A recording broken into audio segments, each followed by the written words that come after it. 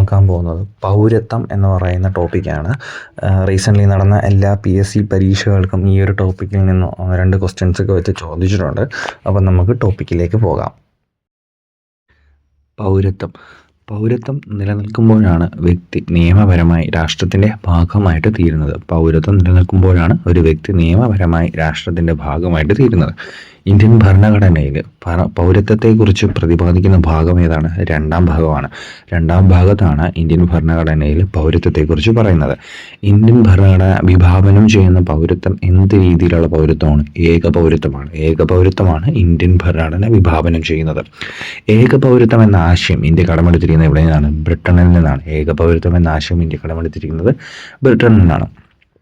ഭരണഘടനയിൽ പൗരത്വത്തെക്കുറിച്ച് പറയുന്ന ആർട്ടിക്കിൾ 5 മുതൽ 11 വരെയാണ്. ഭരണഘടനയിൽ പൗരത്വത്തെക്കുറിച്ച് പറയുന്ന ആർട്ടിക്കിൾ 5 മുതൽ 11 വരെയാണ്. PSC പരീക്ഷയിൽ ഏറ്റവും കൂടുതൽ തവണ ചോദിച്ചിട്ടുള്ള 2 പോയിന്റുകളാണ്. ഇന്ത്യൻ ഭരണഘടനയിൽ പൗരത്വത്തെക്കുറിച്ച് പ്രതിപാദിക്കുന്ന ഭാഗം ഏതാണ്? 2-ാം ഭാഗവും ഭരണഘടനയിൽ പൗരത്വത്തെക്കുറിച്ച് പ്രതിപാദിക്കുന്ന വകുപ്പുകൾ എവിടെ മുതൽ എവിടം വരെയാണ്? 5 മുതൽ 11 വരെ.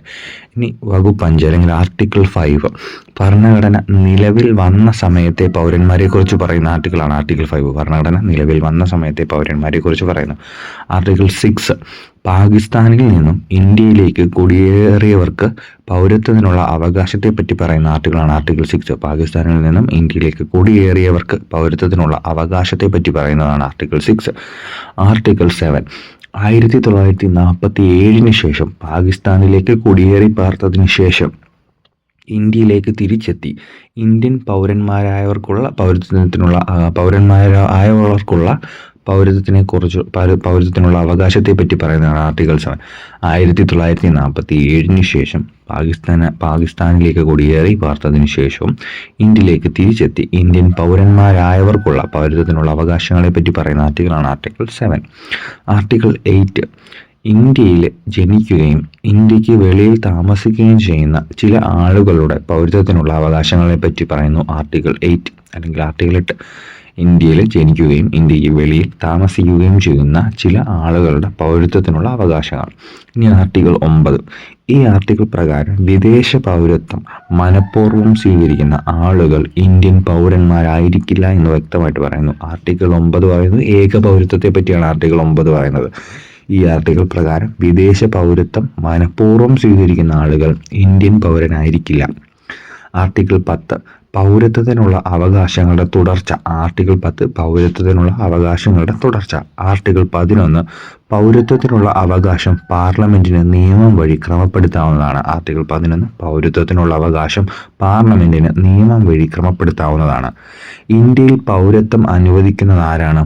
ഇന്ത്യൻ ഗവൺമെന്റ് ആണ്. കേന്ദ്ര ആഭ്യന്തര മന്ത്രാലയം. ഇന്ത്യയിൽ പൗരത്വം അനുവദിക്കുന്നത് ആരാണ്? ഇന്ത്യൻ ഗവൺമെന്റ് ആണ്. പൗരത്വം ഏറ്റെടുക്കുന്നതിനെ പറ്റിയോ നഷ്ടപ്പെടുത്തുന്നതിനെ പറ്റിയുള്ള കാര്യങ്ങൾ ഭരണഘടനയിൽ പ്രതിപാദിച്ചിരുന്നില്ല. പൗരത്വവുമായി ബന്ധപ്പെട്ട കാര്യങ്ങൾ വ്യവസ്ഥ ചെയ്യാൻ ഭരണഘടന പാർലമെന്റിനെ അധികാരപ്പെടുത്തുന്നു. ഇതനുസരിച്ച് പാർലമെന്റ് പൗരത്വ നിയമം 1955 പാസ്സാക്കുന്നത്. പൗരത്വവുമായിട്ട് ബന്ധപ്പെട്ട കാര്യങ്ങൾ വ്യവസ്ഥ ചെയ്യാൻ ഭരണഘടന പാർലമെന്റിനെ അധികാരപ്പെടുത്തുന്നു. ഇതിനനുസരിച്ച് പാർലമെന്റ് പൗരത്വ നിയമം 1955 പാസ്സാക്കുന്നു. പൗരത്വം റദ്ദു ചെയ്യുന്നതിനുള്ള അധികാരം ആർക്കാണ്? ഇന്ത്യ ഗവൺമെന്റാണ്. പൗരത്വം അനുവദിക്കുന്നതും പൗരത്വം റദ്ദു ചെയ്യുന്നതും ആരാണ്? ഇന്ത്യ ഗവൺമെന്റാണ്. ഇന്ത്യൻ പൗരത്വം നിയമമനുസരിച്ച് ഒരു വ്യക്തിക്ക് 5 രീതിയിൽ പൗരത്വം ലഭിക്കുന്നു. ഇന്ത്യൻ പൗരത്വം നിയമമനുസരിച്ച് ഒരു വ്യക്തിക്ക് 5 രീതിയിൽ പൗരത്വം ലഭിക്കുന്നു. ജന്മസിദ്ധമായ പൗരത്വം അല്ലെങ്കിൽ ബൈ ബർത്ത്, പിന്തുടർച്ച വഴിയുള്ള പൗരത്വം ബൈ ഡിസെൻഡ്, രജിസ്ട്രേഷൻ മുഖാന്തരം ബൈ രജിസ്ട്രേഷൻ, ചിരകാല വാസം മുഖേന ബൈ നാച്ചുറലൈസേഷൻ, പ്രാദേശിക സംയോജനം മൂലം ബൈ ഇൻകോർപ്പറേഷൻ ഓഫ് ടെറിട്ടറീസ്. ജന്മസിദ്ധമായ പൗരത്വം, പിന്തുടർച്ച വഴിയുള്ള പൗരത്വം, രജിസ്ട്രേഷൻ മുഖാന്തരം, ചിരകാല വാസം മുഖേന അല്ലെങ്കിൽ പ്രാദേശിക സംയോജനം മൂലം. അങ്ങനെ 5 രീതിയിലാണ് ഒരു വ്യക്തിക്ക് ഇന്ത്യൻ പൗരത്വം ലഭിക്കുന്നത്. ജന്മസിദ്ധമായ പൗരത്വം കുറച്ച് കൺഫ്യൂസിങ് ആയിട്ടുള്ളൊരു ഭാഗങ്ങളാണ് ഇനി അങ്ങോട്ട് പറയുന്നത്. അപ്പം ശ്രദ്ധിച്ച് കേൾക്കുക. 1950 ജനുവരി 26 അതിനുശേഷമോ എന്നാൽ 1987 ജൂലൈ 1 മുമ്പോ ഇന്ത്യയിൽ ജനിച്ച ഏത് വ്യക്തിക്കും അയാളുടെ മാതാപിതാക്കൾ ഏതു രാജ്യക്കാരായിരുന്നാലും ഇന്ത്യൻ പൗരനായി പരിഗണിക്കപ്പെടും. ജന്മസിദ്ധമായ പൗരത്വം എങ്ങനെ ലഭിക്കുന്നു എന്നുള്ളതിൻ്റെ ഡീറ്റെയിൽസാണ്. 1950 ജനുവരി 26-നോ അതിനുശേഷമോ, എന്നാൽ 1987 ജൂലൈ 1-ന് മുമ്പോ ഇന്ത്യയിൽ ജനിച്ച ഏത് വ്യക്തിയും അയാളുടെ മാതാപിതാക്കൾ ഏത് രാജ്യക്കാരനായിരുന്നാലും ഇന്ത്യൻ പൗരനായി പരിഗണിക്കപ്പെടും. 1987 ജൂലൈ 1-നോ അതിനുശേഷമോ ജനിച്ചവരുടെ മാതാപിതാക്കളിൽ ആരെങ്കിലും ഒരാൾ ഇന്ത്യൻ പൗരനായാൽ മാത്രമേ അവർക്ക് ഇന്ത്യൻ പൗരത്വം ജന്മാവകാശമായിട്ട് ലഭിക്കൂ. 2004 ഡിസംബർ 3-നോ അതിനുശേഷമോ ഇന്ത്യയിൽ ജനിച്ചിട്ടുള്ള ഏതൊരു വ്യക്തിക്കും ഇന്ത്യൻ പൗരത്വം ലഭിക്കണമെങ്കിൽ അവരുടെ മാതാപിതാക്കൾ ഇരുവരും ഇന്ത്യൻ പൗരന്മാരായിരിക്കണം. 2004 ഡിസംബർ 3-നോ അതിനുശേഷമോ ഇന്ത്യയിൽ ജനിച്ചിട്ടുള്ള ഏതൊരു വ്യക്തിക്കും ഇന്ത്യൻ പൗരത്വം ലഭിക്കണമെങ്കിൽ അവരുടെ മാതാപിതാക്കൾ ഇരുവരും ഇന്ത്യൻ പൗരന്മാരായിരിക്കണം. അല്ലെങ്കിൽ മാതാപിതാക്കളിൽ ഒരാൾ ഇന്ത്യൻ പൗരനും മറ്റേയാൾ അനധികൃത കുടിയേറ്റക്കാരനും ആണെങ്കിലും പൗരത്വം ലഭിക്കില്ല. മാതാപിതാക്കളിൽ ഒരാൾ ഇന്ത്യൻ പൗരനും മറ്റേയാൾ അനധികൃത കുടിയേറ്റക്കാരനുമാണെങ്കിൽ പൗരത്വം ലഭിക്കില്ല. എന്നാൽ മാതാപിതാക്കളിൽ ഒരാൾ ഇന്ത്യൻ പൗരനും മറ്റൊരാൾ അംഗീകൃത കുടിയേറ്റക്കാരനാണെങ്കിലും പൗരത്വം ലഭിക്കും. ഇന്ത്യയിൽ നിയമിക്കപ്പെട്ട വിദേശ നയതന്ത്രജ്ഞരുടെ മക്കൾക്ക് ജന്മസിദ്ധമായ പൗരത്വം ലഭിക്കില്ല. ഇനി പിന്തുടർച്ച വഴിയുള്ള പൗരത്വം. 1950 ജനുവരി 26-നോ അതിനുശേഷമോ, എന്നാൽ 1992 ഡിസംബർ 10-ന് മുമ്പോ ഇന്ത്യക്ക് പുറത്ത് ജനിച്ച ഒരു വ്യക്തിക്ക് ജനന സമയത്ത് അദ്ദേഹത്തിൻ്റെ പിതാവ് ഇന്ത്യൻ പൗരനായിരുന്നാൽ പൗരത്വം പിന്തുടർച്ച വഴി ലഭിക്കും. 1950 ജനുവരി 26-നോ അതിനുശേഷമോ, എന്നാൽ 1992 ഡിസംബർ 10-ന് മുമ്പോ ഇന്ത്യക്ക് പുറത്ത് ജനിച്ച ഒരു വ്യക്തിക്ക് ജനന സമയത്ത് അദ്ദേഹത്തിൻ്റെ പിതാവ് ഇന്ത്യൻ പൗരനായിരുന്നാൽ പൗരത്വം പിന്തുടർച്ച വഴി ലഭിക്കും. 1992 ഡിസംബർ 10-നോ അതിനുശേഷമോ ഇന്ത്യക്ക് പുറത്ത് ജനിച്ച ഒരു വ്യക്തിക്ക് അദ്ദേഹത്തിൻ്റെ ജനന സമയത്ത് അദ്ദേഹത്തിൻ്റെ മാതാപിതാക്കളിൽ ഒരാൾ ഇന്ത്യൻ പൗരനായിരുന്നാൽ പൗരത്വം പിന്തുടർച്ച വഴി ലഭിക്കും. 1992 ഡിസംബർ 10-നോ അതിനുശേഷമോ ഇന്ത്യക്ക് പുറത്ത് ജനിച്ച ഒരു വ്യക്തിക്ക് അദ്ദേഹത്തിൻ്റെ ജനന സമയത്ത് അദ്ദേഹത്തിൻ്റെ മാതാപിതാക്കളിൽ ഒരാൾ ഇന്ത്യൻ പൗരനായിരുന്നാൽ പൗരത്വം പിന്തുടർച്ച വഴി ലഭിക്കും. 1950 ജനുവരി 26-നോ അതിനുശേഷമോ, എന്നാൽ 1992 ഡിസംബർ 10-ന് മുമ്പോ ഇന്ത്യക്ക് പുറത്ത് ജനിച്ചൊരു വ്യക്തിക്കാണെങ്കിലോ അദ്ദേഹത്തിൻ്റെ പിതാവ് ഇന്ത്യൻ പൗരനായിരുന്നാൽ മാത്രമേ പിന്തുടർച്ച വഴി ലഭിക്കത്തുള്ളൂ. 1992 ഡിസംബർ 10-നോ അതിനുശേഷമോ ഇന്ത്യക്ക് പുറത്ത് ജനിച്ചൊരു വ്യക്തിക്ക് അദ്ദേഹത്തിൻ്റെ ജനന സമയത്ത് അദ്ദേഹത്തിൻ്റെ മാതാപിതാക്കളിൽ ഒരാൾ, അമ്മയോ അച്ഛനോ ആക്കാം, ഒരാൾ ഇന്ത്യൻ പൗരനായിരുന്നാൽ പൗരത്വം ലഭിക്കും. എന്നാൽ 2004 ഡിസംബർ 3-ന് ശേഷം ഇന്ത്യക്ക് പുറത്ത് ജനിക്കുന്ന ഒരു വ്യക്തിക്ക് പിന്തുടർച്ച വഴിയുള്ള പൗരത്വം ലഭിക്കില്ല. പൗരത്വം ലഭിക്കണമെങ്കിൽ ജനിച്ച ഒരു വർഷത്തിനുള്ളിൽ അതത് രാജ്യത്തെ ഇന്ത്യൻ കോൺസുലേറ്റിൽ ജനനം രജിസ്റ്റർ ചെയ്തിരിക്കണം. 2004 ഡിസംബർ 3-ന് ശേഷം ഇന്ത്യക്ക് പുറത്ത് ജനിക്കുന്ന ഒരു വ്യക്തിക്ക് പിന്തുടർച്ച വഴിയുള്ള പൗരത്വം ലഭിക്കില്ല. പൗരത്വം ലഭിക്കണമെങ്കിൽ ജനിച്ച ഒരു വർഷത്തിനുള്ളിൽ അതാത് രാജ്യത്തെ ഇന്ത്യൻ കോൺസുലേറ്റിലെ ജനനം രജിസ്റ്റർ ചെയ്തിരിക്കണം. ഇനി രജിസ്ട്രേഷൻ മുഖാന്തരമുള്ള പൗരത്വം. രജിസ്ട്രേഷനിലൂടെ പൗരത്വം നേടാവുന്ന വിഭാഗങ്ങൾ. രജിസ്ട്രേഷന് അപേക്ഷിക്കുന്നതിന് 7 വർഷം മുമ്പ് ഇന്ത്യയിൽ താമസമുറപ്പിച്ച ഇന്ത്യൻ വംശജർ. രജിസ്ട്രേഷന് അപേക്ഷിക്കുന്നതിന് 7 വർഷം മുമ്പ് ഇന്ത്യയിൽ താമസമുറപ്പിച്ച ഇന്ത്യൻ വംശജൻ. ഇനി അവിഭക്ത ഇന്ത്യക്ക് പുറത്ത് താമസിക്കുന്ന ഇന്ത്യൻ വംശജൻ. ഇന്ത്യൻ പൗരത്വമുള്ള വ്യക്തിയുമായി വിവാഹബന്ധത്തിലേർപ്പെട്ട പൗരത്വ അപേക്ഷ നൽകുന്നതിന് 7 വർഷം മുമ്പ് ഇന്ത്യയിൽ താമസമുറപ്പിച്ച വ്യക്തി. ഇന്ത്യൻ പൗരന്മാരായ വ്യക്തികളുടെ പ്രായപൂർത്തിയാകാത്ത കുട്ടികൾ. ഇന്ത്യൻ പൗരന്മാരായ വ്യക്തികളുടെ പ്രായപൂർത്തിയായ കുട്ടികൾ. മാതാപിതാക്കളിൽ ഒരാൾ ഇന്ത്യൻ പൗരനായ പ്രായപൂർത്തിയായ വ്യക്തി. അദ്ദേഹം പൗരത്തിന് അപേക്ഷിക്കുന്നതിന് 12 മാസം മുമ്പെങ്കിലും ഇന്ത്യയിൽ താമസിച്ചിട്ടുണ്ടാവണം. പ്രായപൂർത്തിയായ പൗരത്വാപേക്ഷകൻ 5 വർഷമായി overseas citizens of India card ഉടമയായി രജിസ്റ്റർ ചെയ്തിട്ടുള്ളതും അപേക്ഷിക്കുമ്പോൾ 12 മാസമായി ഇന്ത്യയിൽ താമസക്കാരനുമായി വ്യക്തിയായിരിക്കണം. അപ്പം രജിസ്ട്രേഷനിലൂടെ പൗരത്വം നേടാവുന്ന വിഭാഗമെന്ന് രജിസ്ട്രേഷന് അപേക്ഷിക്കുന്നതിന് 7 വർഷം മുമ്പ് ഇന്ത്യയിൽ താമസമുറപ്പിച്ച ഇന്ത്യൻ വംശജൻ. അവിഭക്ത ഇന്ത്യക്ക് പുറത്ത് താമസിക്കുന്ന ഇന്ത്യൻ വംശജൻ ഇന്ത്യൻ പൗരത്വമുള്ള വ്യക്തിയുമായി വിവാഹബന്ധത്തിൽ ഏർപ്പെട്ട പൗരത്വാപേക്ഷ നൽകുന്നതിന് 7 വർഷം മുമ്പ് ഇന്ത്യയിൽ താമസം ഉറപ്പിച്ച ഒരു വ്യക്തി, ഇന്ത്യൻ പൗരന്മാരായ വ്യക്തികളുടെ പ്രായപൂർത്തിയാകാത്ത കുട്ടികൾ, ഇന്ത്യൻ പൗരന്മാരായ വ്യക്തികളുടെ പ്രായപൂർത്തിയായ കുട്ടികൾ, മാതാപിതാക്കളിൽ ഒരാൾ ഇന്ത്യൻ പൗരനായ പ്രായപൂർത്തിയായ വ്യക്തി, അദ്ദേഹം പൗരത്വത്തിന് അപേക്ഷിക്കുന്നതിന് 12 മാസം മുമ്പെങ്കിലും ഇന്ത്യയിൽ താമസിച്ചിട്ടുണ്ടാവണം. പ്രായപൂർത്തിയായ പൗരത്വാപേക്ഷകൻ 5 വർഷമായി overseas citizens of India card ഉടമയായി രജിസ്റ്റർ ചെയ്തിട്ടുള്ളതും അപേക്ഷിക്കുമ്പോൾ 12 മാസമായി ഇന്ത്യയിൽ താമസക്കാരനുമായ വ്യക്തിയുമായിരിക്കണം. ഇനി ചിരകാലവാസം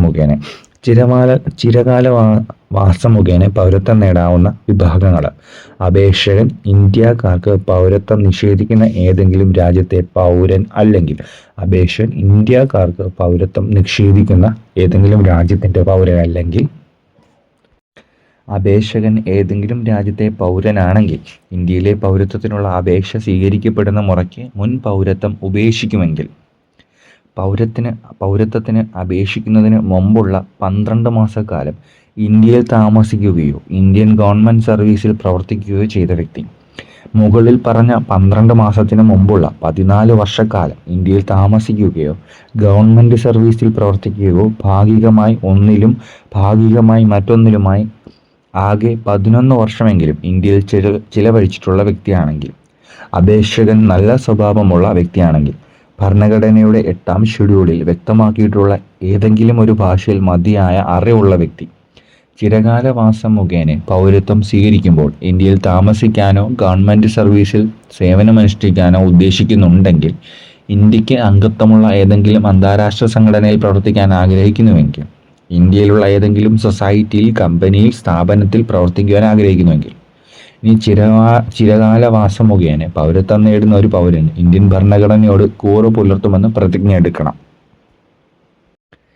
പ്രാദേശിക സംയോജനം മൂലം ഇന്ത്യയുടെ ഭാഗമല്ലാത്ത ഏതെങ്കിലും പ്രദേശങ്ങളോ മേഖലയോ ഇന്ത്യൻ യൂണിയനിൽ കൂട്ടിച്ചേർക്കപ്പെടുന്ന മുറയ്ക്ക് ആ പ്രദേശങ്ങളിലെ ജനങ്ങൾക്ക് ഇന്ത്യൻ പൗരത്വം ലഭിക്കുന്നു. ഇന്ത്യയുടെ ഭാഗമല്ലാത്ത ഏതെങ്കിലും പ്രദേശങ്ങളോ മേഖലയോ ഇന്ത്യൻ യൂണിയനിൽ കൂട്ടിച്ചേർക്കപ്പെടുന്ന മുറയ്ക്ക് ആ പ്രദേശങ്ങളിലെ ജനങ്ങൾക്ക് ഇന്ത്യൻ പൗരത്വം ലഭിക്കുന്നു.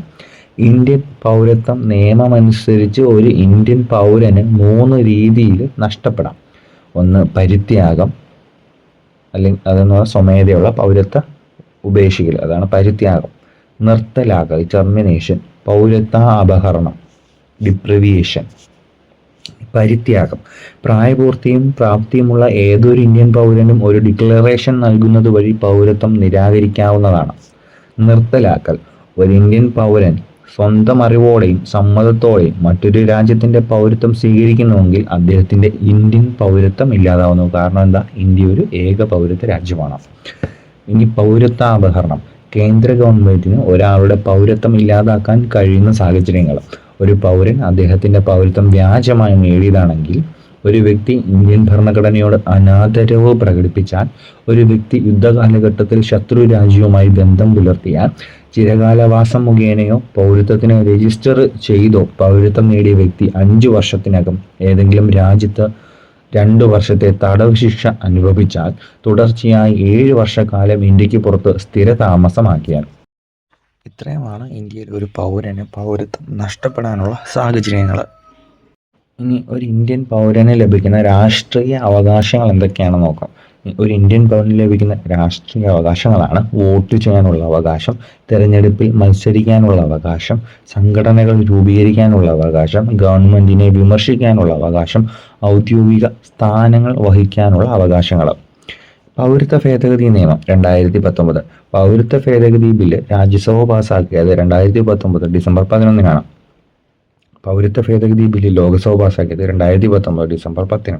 പൗരത്വ ഭേദഗതി ബില്ല് പ്രസിഡന്റ് ഒപ്പുവെച്ചു 2019 ഡിസംബർ 12.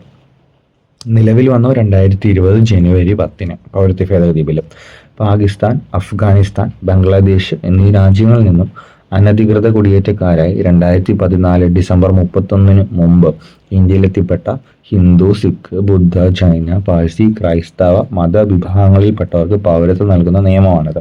പൗരത്വ ഭേദഗതി നിയമത്തെ അനുകൂലിച്ച് പ്രമേയം പാസാക്കിയ ആദ്യ സംസ്ഥാനമായിരുന്നു ഗോവ.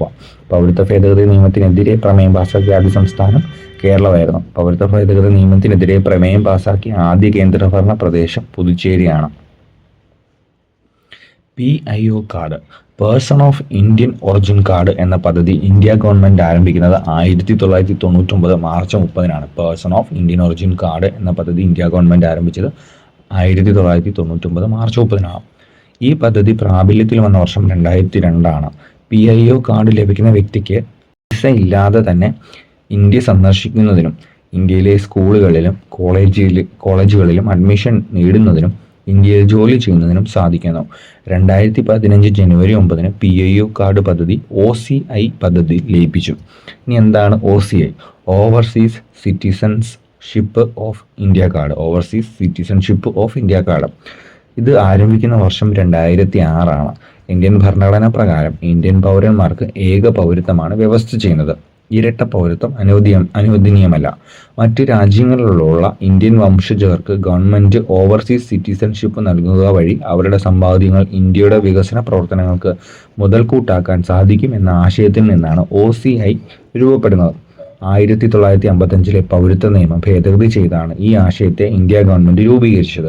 നിലവിൽ 16 രാജ്യങ്ങളിലെ ഇന്ത്യൻ വംശജർക്കാണ് ഓവർസീസ് സിറ്റിസൺഷിപ്പ് നൽകുന്നത്. പാകിസ്ഥാൻ, ബംഗ്ലാദേശ് എന്നീ രാജ്യങ്ങളിലെ പൗരന്മാർക്കൊഴികെ 1950 ജനുവരി 26-നോ അതിനുശേഷമോ ഇന്ത്യയിൽ ജനിച്ചവരും ഇപ്പോൾ വിദേശ പൗരന്മാരായിട്ടുള്ളവർക്കും OCI ലഭ്യമാണ്. OCI കാർഡ് ഉള്ളവർക്ക് ഇന്ത്യ സന്ദർശിക്കാൻ ആജീവനാന്ത കാലാവധിയുള്ള വിസയാണ് നൽകിയിട്ടുള്ളത്. OCI കാർഡുകൾ ഇന്ത്യയിൽ രാഷ്ട്രീയപരമായ ഒരു അവകാശവും ലഭ്യമല്ല എന്ന് മാത്രമല്ല, ഭരണഘടന ഉറപ്പു നൽകുന്ന അവസര സമത്വം ആർട്ടിക്കിൾ 16 ഇവർക്ക് ലഭ്യമല്ല.